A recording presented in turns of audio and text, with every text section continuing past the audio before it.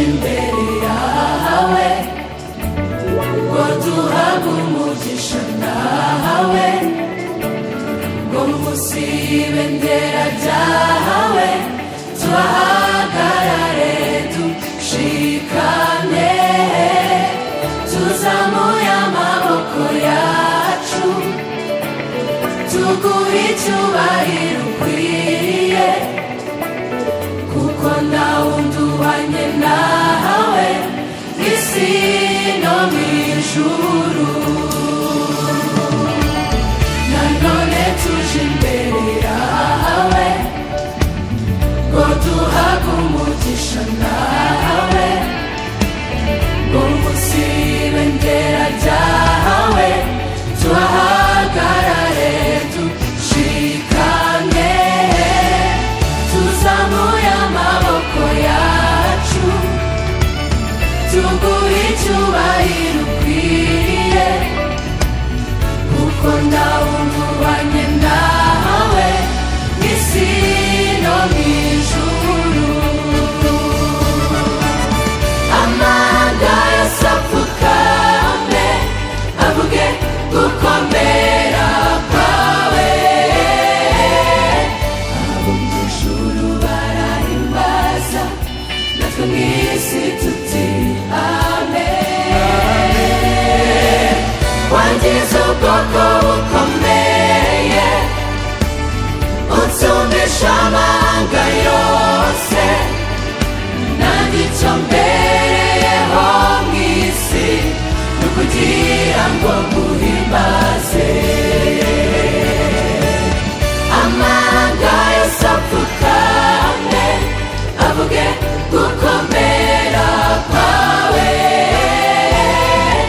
abo mu ijuru barahimbaza natwe mu isi tuti amen.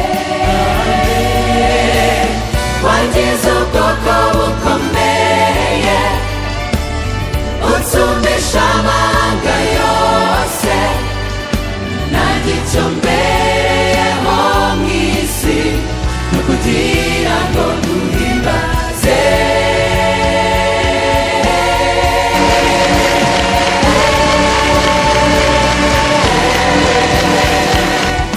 Ntakiriho na gitoya kitakwerekana, imvura n'izuba biba ku itegeko ryawe,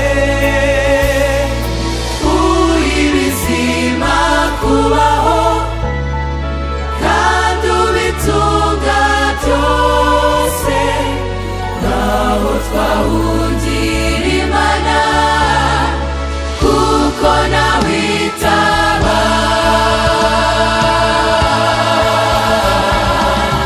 Amahanga yose apfukame avuge gukomera kwawe, abo mu ijuru barahimbaza natwe mu isi tuti amen. Wangize ubwoko bukomeye unsumbisha amahanga yose nanjye icyo mbereyeho mu isi ni ukugira ngo nguhimbaze.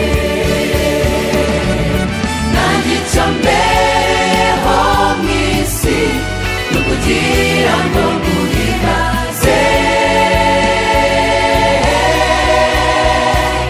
ni ukugira ngo nguhimbaze.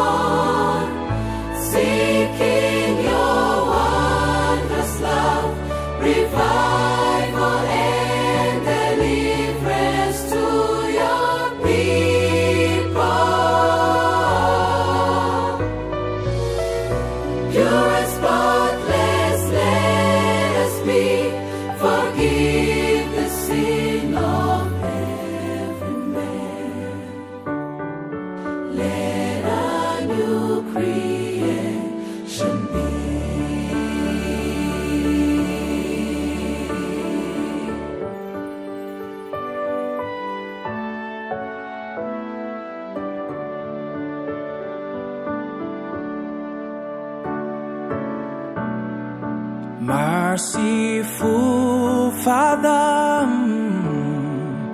unite us again. We have gone far from you.